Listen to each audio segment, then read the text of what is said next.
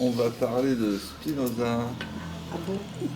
qui est, selon Deleuze et Guattari, ils l'ont appelé le Christ des philosophes, dont les autres philosophes s'approchent comme des apôtres. Sans doute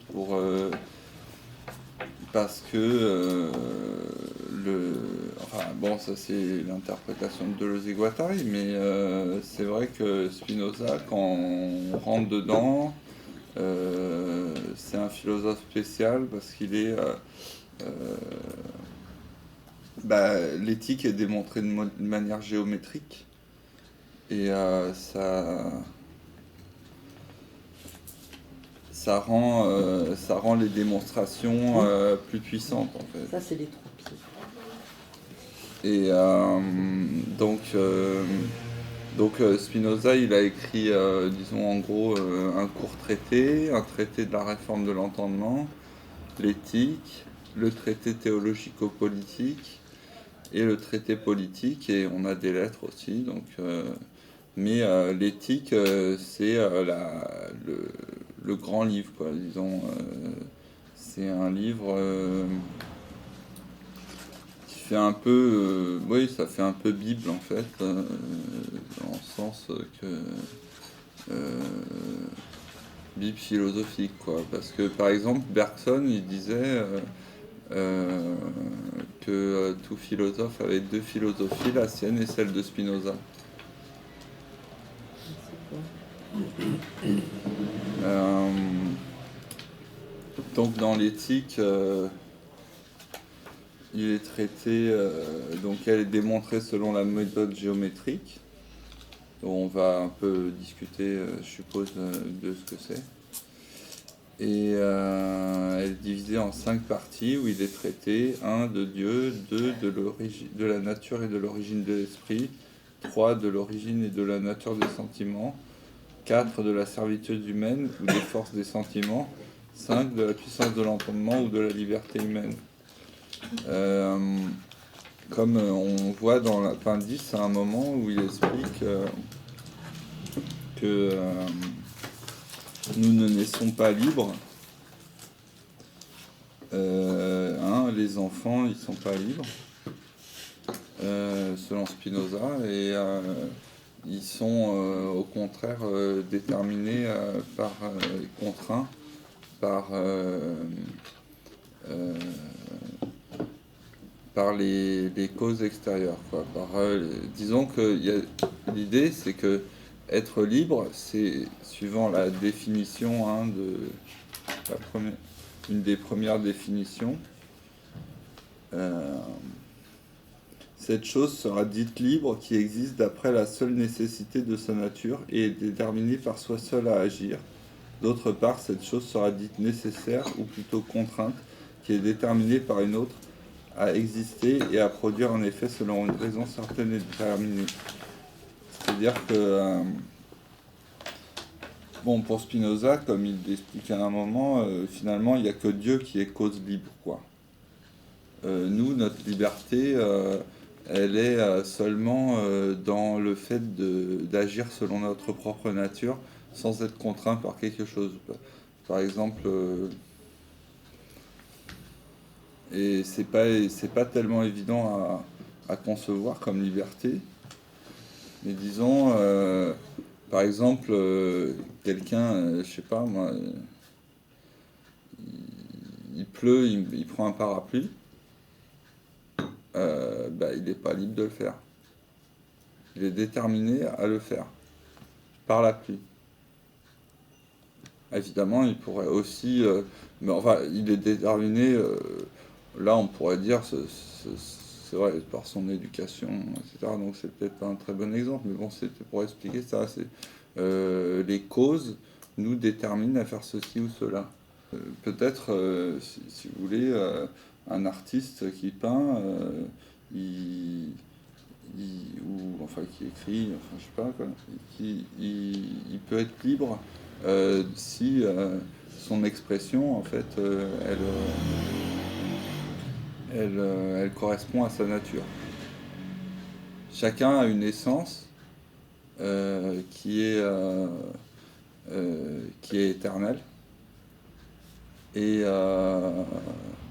le fait de l'exprimer, en fait, cette essence, c'est ça la liberté. Donc, par contre, oui, enfin, pour prendre un exemple un peu plus, je sais pas moi, que la pluie, par exemple, il y a la guerre, il y a un ordre de mobilisation générale, les gens partent à la guerre, ils sont pas libres de le faire, bon ça on le savait, mais donc on voit bien, il y a quelque chose d'extérieur qui contraint à faire des actions. Voilà. Et en fait, donc on voit là dans cet appendice, comme vous avez lu, à un moment, il explique que les hommes croient qu'ils sont libres parce qu'ils connaissent leur volonté, mais ils ne connaissent pas les causes de leur volonté. Leur volition, et de là, il suit en premier lieu que les hommes se croient libres parce qu'ils ont conscience de leur volition et de leur appétit, et qu'ils ne pensent pas, même en rêve, ça c'est un peu humoristique peut-être, aux causes par lesquelles ils sont disposés à appéter et à vouloir, et parce qu'ils les ignorent.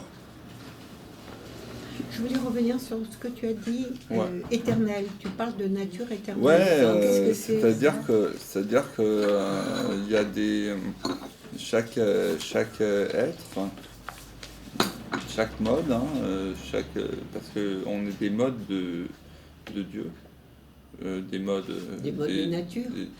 C'est au début, c'est dans les définitions. Par mode, j'entends les affections de la substance. Autrement dit, ce qui est en autre chose, par quoi il est aussi conçu. Donc, toute chose est un mode de la substance, sauf les attributs, mais les attributs, c'est l'étendue et la pensée. Donc, c'est comme des champs qui sont remplis par des choses, et par des corps, pour l'attribut de l'étendue, et par des pensées, pour l'attribut de la pensée. Et donc, tout mode a une vérité éternelle. Spinoza dira même à un moment, dans le paragraphe 5, dans le livre 5, à un moment il dit que nous sentons et nous expérimentons que nous sommes éternels. En quel sens on est éternel? On est éternel de la même façon qu'il est vrai éternellement que les trois angles du triangle sont égaux à 2 droits. C'est-à-dire que pour Spinoza, il passe son temps, enfin il passe pas son temps, mais il passe il revient souvent, il n'y a pas de miracle.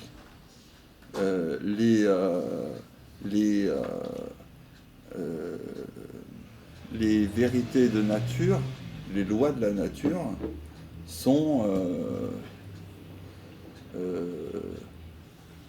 éternelles. Et Dieu s'y conforme.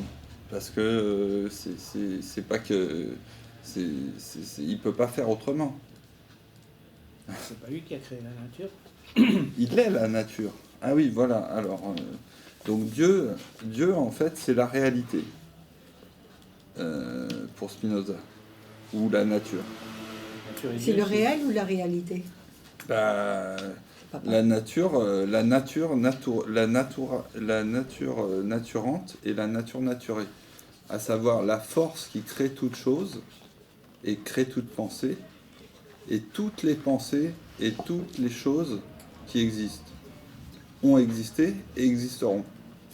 Parce que pour Dieu, qui est dans l'éternel, qu'on ne peut comprendre que par l'éternel, le temps n'existe pas. Enfin, ça, c'est la distance non plus d'ailleurs. Tout est un, quoi. Comme dirait Thalès. Enfin bon. Oui, par exemple, si tu veux, pour ce qui est de la... C'est des axiomes, ça, pour Spinoza, ou il le démontre? Ça, c'est, par exemple, que la substance absolument infini est indivisible. Ça, c'est la proposition 13 de la première partie. Ça veut dire que les mesures qui font qu'il y a de la distance entre les choses, qu'elles sont plus ou moins grandes, etc. Pour l'entendement, on doit enfin c'est difficile à comprendre, mais enfin à concevoir, mais on doit voir la substance comme indivisible. Donc il n'y a pas de...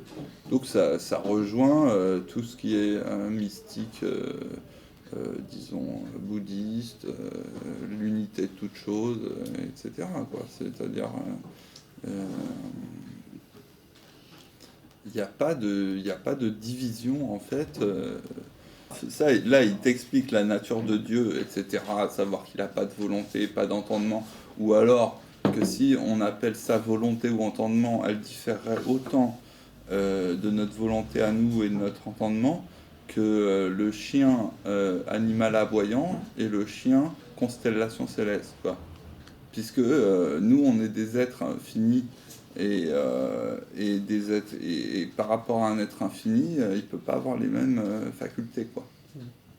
Et donc, toute cette histoire que Dieu a une volonté libre, comme les hommes. Mais pour commencer, il explique que Dieu n'agit pas pour une fin, pour un but. Et il explique, et pourquoi on a cru ça, qu'il agit pour un but, à savoir, par exemple, comme Kant explique que Dieu est nécessaire en fait à la morale. Pourquoi ? Parce que si Dieu n'est pas là, on voit bien par des exemples nombreux que les méchants peuvent être rencontrer de bonnes rencontres, enfin avoir de bonnes chances dans la vie, et les bons subir le malheur, quoi. Donc pour Kant, on est obligé de... Dieu est là pour assurer qu'à la fin des temps, à la fin, la ligne du bonheur et la ligne du bien se rencontrent. Mais ça, c'est Dieu de Kant. C'est le Dieu de la religion, quoi. Là, on se retrouve avec un Dieu qui n'agit pas pour une fin. Non, mais la cause de soi, c'est pas facile à comprendre. En effet, il y en avait qui disaient... J'avais un prof à la fac qui disait que c'était un monstre logique. Mais pour le comprendre, c'est simple. Un homme ou une femme, ou enfin un être humain, ça a comme cause déjà ses parents. Dieu n'a pas de parents. Donc il est cause de soi en sens que il faut voir le truc comme tu disais, une énergie qui se déploie. Tu vois. Il dit que pour l'entendement, quand par exemple, c'est un peu comme concevoir l'étendue comme divisible ou pas, quoi. Attendez, je vais trouver ça. Proposition 13. Ah non, c'est pas là. Mais tout ça, c'est-à-dire, il dit que quand même c'est possible à l'entendement humain de concevoir l'éternité. Ah oui. Voilà, et l'infini. Oui. Mais ça va quand même et il dit, même s'il n'y avait pas eu les mathématiques, qui donnaient une autre règle de vérité que l'imagination qu'on utilise d'habitude, eh bien, on n'aurait jamais pu concevoir Dieu adéquatement. Voilà. Si tu veux. Et moi, ce que je voudrais souligner dans l'appendice, c'est quand il dit les hommes imaginent les choses. C'est où? C'est vers la L'appendice fin. aussi. C'est à la C'est fin. à la fin, Il oui. suit en second lieu que les hommes agissent toujours en vue C'est à la d'une toute fin fin, de l'appendice. Ah oui, Voilà, alors ouais, ça par c'est exemple, ouais. c'est-à-dire ça- en vue de l'utile, voilà désir. un but. d'où il résulte qu'ils ne cherchent jamais à savoir que les causes finales des choses, une fois achevées, et que dès qu'ils en ont connaissance, ils trouvent le repos, car alors ils n'ont plus aucune raison de douter. La différence en fait entre le Dieu de Spinoza, dont il pense que c'est la vraie signification du mot Dieu, et le Dieu des monothéismes, c'est que dans le Dieu des monothéismes, l'esprit est supérieur à la matière, puisque l'esprit conçoit la matière Oui. et la crée. Oui. Et bien là, non. C'est pour ça qu'on dira que Spinoza, c'est un parallélisme. C'est-à-dire que la matière et les pensées vont en parallèle. Ouais, comme les Asiatiques. Évidemment, si on dit la cause de soi, c'est qu'une hypothèse, d'abord c'est une définition, c'est une hypothèse, etc., etc., etc., bon, pourquoi pas? Non, ce qu'il faut voir, c'est comment on peut utiliser le spinozisme dans la vie de tous les jours pour que ça fasse boucle. Ça, c'est bien, ça, comme idée. Oui. Vas-y, Parce continue. que- Finis par- Non, mais c'est ça, parce que... Oui. Non, c'est une Que ce bonne soit idée. utile, C'est plus oui. simple. Bah oui, parce que... et puis, si vous voulez, pour Spinoza, on le voit assez dans le traité théologico-politique, les idées religieuses, c'est souvent, en fait... Enfin, là, il parle pas du Christ, hein, par exemple. Hein. Pour lui, il aime beaucoup le Christ, je pense, Spinoza. Bon. Oui, oui. Bah, on voit ça dans le traité théologico-politique. Hein? Tu m'embouches un coin, mais pourquoi pas? Ah ouais, mais il, Non, mais je il- te fais il confiance, fait si dans le tu- traité théologico-politique, c'est l'interprétation historique de la Bible. C'est lui qui commence l'interprétation historique de la Bible, tout simplement.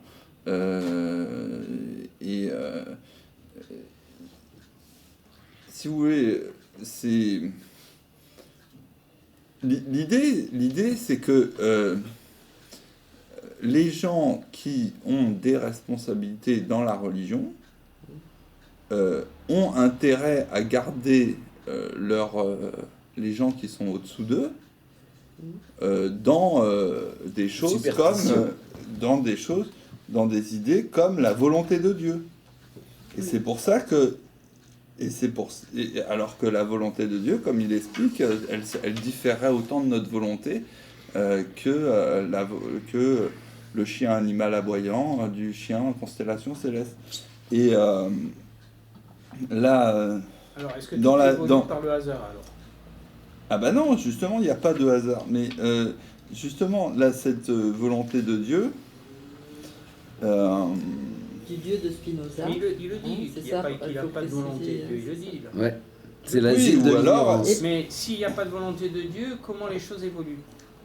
par quelle la dynamique? nature naturelle. Par exemple, une pierre est tombée de quelque toit sur la tête de quelqu'un et l'a tué. Ils démontreront que la pierre est tombée pour tuer l'homme de la façon suivante. Si en effet elle n'est pas tombée à cette fin par la volonté de Dieu, comment en tant de circonstances, souvent en effet un grand nombre concourent en même temps, auront-elles pu concourir par hasard? Vous répondrez peut-être que cela est advenu parce que le vent soufflait et que l'homme passait par là. Mais ils insisteront, pourquoi le vent soufflait-il à ce moment-là? Pourquoi l'homme passait-il par là en ce même moment? Si vous répondez de nouveau que le vent s'est levé parce que la mer, le jour précédent, par un temps encore calme, avait commencé à s'agiter, et que l'homme avait été invité par un ami, ils insisteront de nouveau car ils n'en finissent pas de poser des questions. Pourquoi donc la mer était-elle agitée? Pourquoi l'homme a-t-il été invité à ce moment-là? Et ils ne cesseront ainsi de vous interroger sur les causes des causes, jusqu'à ce que vous soyez réfugiés dans la volonté de Dieu, c'est-à-dire dans l'asile de l'ignorance. Voilà. C'est quand même dans la définition de la chose libre, la définition 7. Cette chose sera dite libre qui existe d'après la seule nécessité de sa nature et est déterminée par soi seul à agir. Parlons de la volonté libre maintenant. Où est-ce qu'on trouve ça? Toujours hein, dans les appendices. dans l'appendice. Donc mais j'en avais parlé tout à l'heure. Là, il suit en premier lieu que les hommes se croient libres parce qu'ils ont conscience de leur volition et de leur appétit et qu'ils ne pensent pas, même en rêve, aux causes par lesquelles ils sont disposés à appéter, à vouloir. Appéter, c'est avoir de l'appétit, quoi, et à vouloir, parce qu'ils les ignorent. Donc en fait, il faut imaginer Spinoza un peu comme quelqu'un qui avait compris que c'était l'inconscient, quoi, qui dirigeait. C'est pour ça, oui. Mais oui, simplement, moi, ce que je voulais dire, c'est que la philosophie, elle est pas censée rester extérieure à la vie des gens, quoi. Tu vois, c'est pas un truc pour décorer, quoi. Donc, je veux dire, c'est hyper important, et on le voit encore de nos jours, que la volonté libre de Dieu, par exemple, c'est un truc qui fonctionne toujours. Et Spinoza, il te démontre ça. forcément faux. Tous ces trucs de volonté libre de Dieu, de Dieu agit pour une fin, tout ça, et ben tout ça, ça fonctionne encore.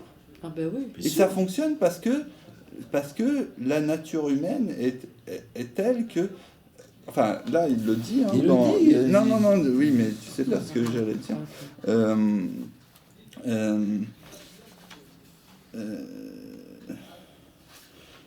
Quand il dit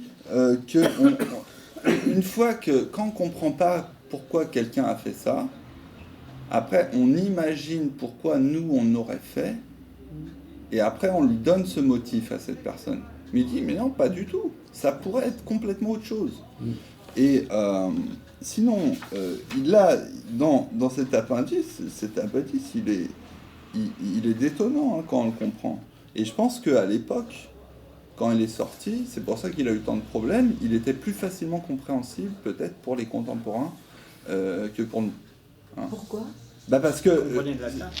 Non, mais oui, aussi. Il y avait du ça sans doute. Mais c'est-à-dire que... Mais il y a eu des traductions, hein, mais je pense... Mais quand il dit le bien et le mal, le mérite et la faute, la louange et le blâme, l'ordre et la confusion, la beauté, l'odeur et autre chose de même genre, tout ça, c'est n'importe quoi. C'est pas n'importe quoi, c'est des êtres d'imagination. Des préjugés. C'est des êtres d'imagination. Si tu trouves beau ça et laid ça, ou bon ça et mauvais... Bon, tout ça, c'est par rapport à soi-même. Oui.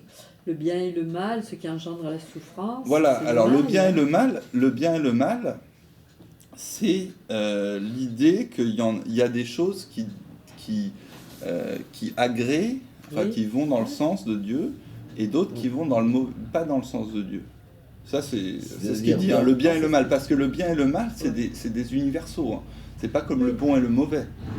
Hein, parce que ça, c'était le truc de Nietzsche, hein, quand il dit Nietzsche, par-delà bien et mal, cela ne veut pas dire, du moins, par-delà le bon et le mauvais, il veut dire, ok, on est par-delà bien et mal, on sort de ces universaux, on ne se réfère pas à une instance transcendance pour dire ce qu'il faut faire ou pas, ce qu'il ne faut pas faire, mais ça ne veut pas dire que tout se vaut. Voilà.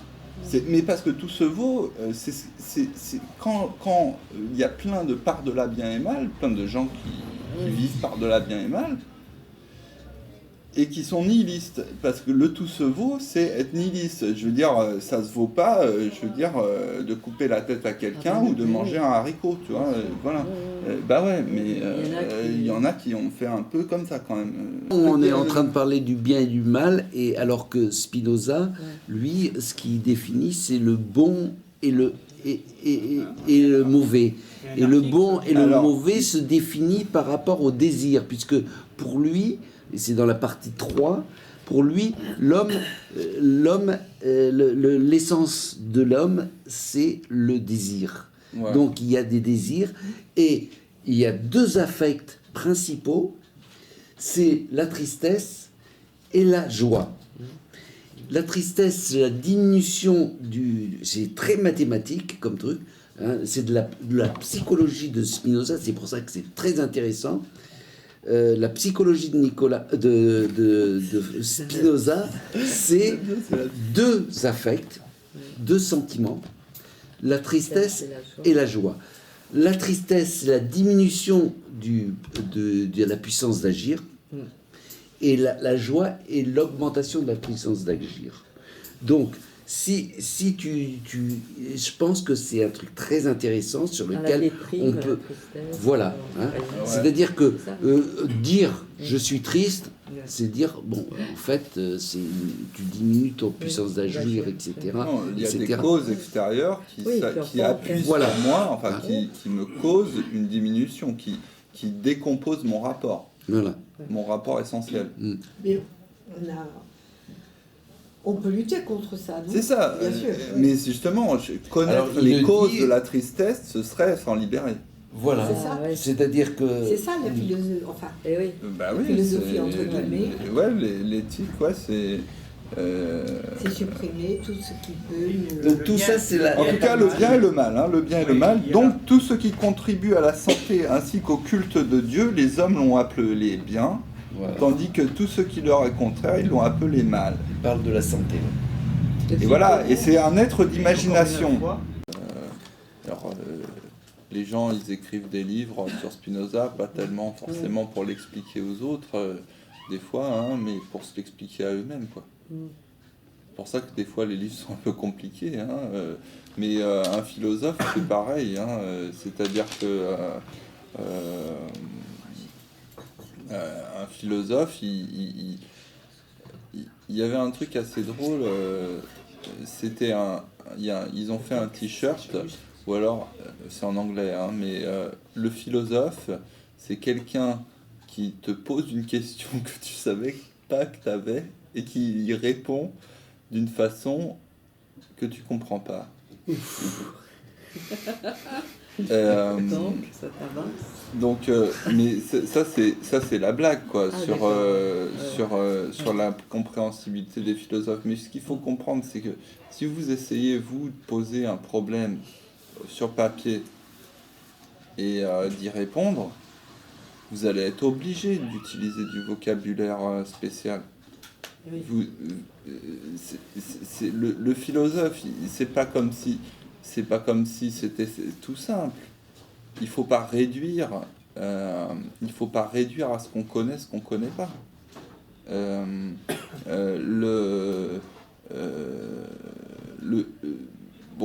Encore Spinoza, c'est un peu compliqué, mais comme c'est démontré de manière géométrique, on peut finalement, si on lit beaucoup de fois l'éthique, la comprendre quand même très bien, quoi, et en faire et à mon avis, si on la lit vraiment, on est obligé d'en faire un mode de vie. Ah oui. Ouais. Oui. Ouais, philosophie pratique, oui. Voilà, c'est le truc de Deleuze, ouais, la philosophie pratique de Spinoza. Mais c'est justement en sortant des préjugés comme la volonté libre, le fait que l'esprit est supérieur à la matière, enfin des choses qui étaient bien démontrées dans l'appendice, quoi. Enfin, bien expliquées dans l'appendice. Mais quand il dit, comme tu as lu, Marine, tels sont les préjugés que je me suis proposé de signaler ici, s'il en reste encore de la même farine, chacun s'en pourrait guérir avec un peu de réflexion, c'est pas un peu, quoi. Ça prend toute une vie, quoi. C'est pas... il faut... Et puis le livre, à la fin, il se termine par la phrase... Ah, il ne faut pas nous dire la fin. Oui, parce que, la je fameuse m'amuse. phrase. la dernière scolie, je peux la lire. Ouais, oui, lis-la. Parce que c'est un peu une vertu magique, hein, ce truc. Ouais. C'est-à-dire que comme ça parle d'un mode de vie qui est pas vraiment connu par nous et qu'on peut s'efforcer d'atteindre. Voilà, moi je pense que l'éthique, elle fait un cercle. C'est-à-dire moi je lis l'éthique régulièrement, enfin tous les ans, quoi. Bon, en tout cas, le dernier Scoli, c'est j'en ai terminé avec tout ce que je voulais montrer au sujet de la puissance de l'esprit sur les sentiments et au sujet de la liberté de l'esprit. D'où il apparaît combien le sage est supérieur et combien il est plus puissant que l'ignorant qui est poussé par ses seuls penchants. L'ignorant, en effet, outre qu'il est poussé de beaucoup de façons par les causes extérieures et ne possède jamais la vraie satisfaction de l'âme, vit en outre presque inconscient de soi-même et de Dieu et des choses. Et sitôt qu'il cesse de pâtir, il cesse en même temps aussi d'être.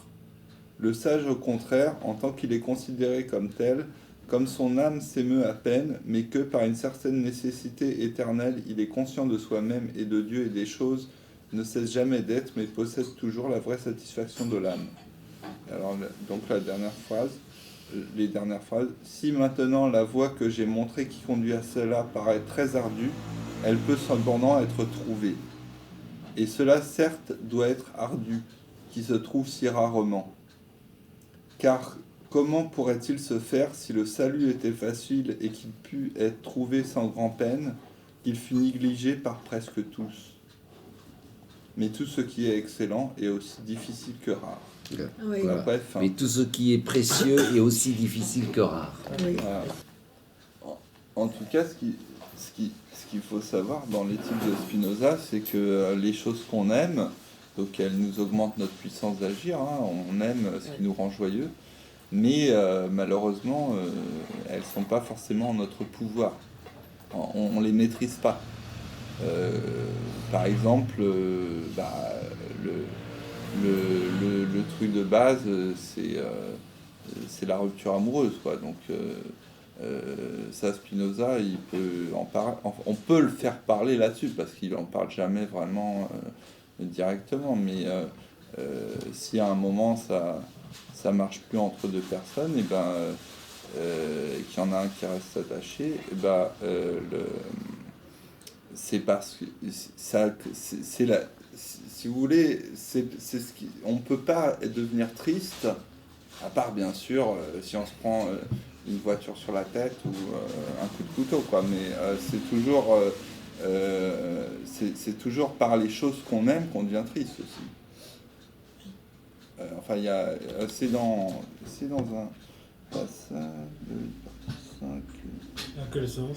Parce qu'on perd les choses qu'on Bah, aime. oui, c'est-à-dire voilà le manque. Attends, D'où l'importance quand même de... Moi, j'aime bien il faut remarquer ensuite que les chagrins et l'infortune de l'âme tirent principalement leur origine d'un trop grand amour envers une chose qui est soumise à beaucoup de changements et dont nous ne pouvons jamais être maîtres. Par exemple, quelqu'un qui sera attiré par la richesse aussi. Hein, pour Spinoza, les honneurs et la richesse, c'est un peu comme dans le Tao, on ne peut pas les posséder. Donc quelqu'un qui va être drogué à la richesse, par exemple, un peu comme un héroïnomane à l'héroïne, mais là ce serait à l'argent. Quelqu'un qui serait drogué à l'argent. Et puis voilà, et puis ça passe, et il devient très malheureux. Ah ben oui. Et sa seule chance de survie... Hein? Quel est le remède? Eh ben, c'est de devenir comme un sage, parce que le sage, en fait, il est un petit peu comme le sage taoïste, quoi. Il s'en fout un peu des autres, enfin de ce que pensent les autres, de lui. C'est un peu une sortie du narcissisme, en fait, peut-être, on pourrait dire. Il est libre, le sage. Il est libre de ça, ouais. Comme Max. Voilà, exactement. Non, mais enfin,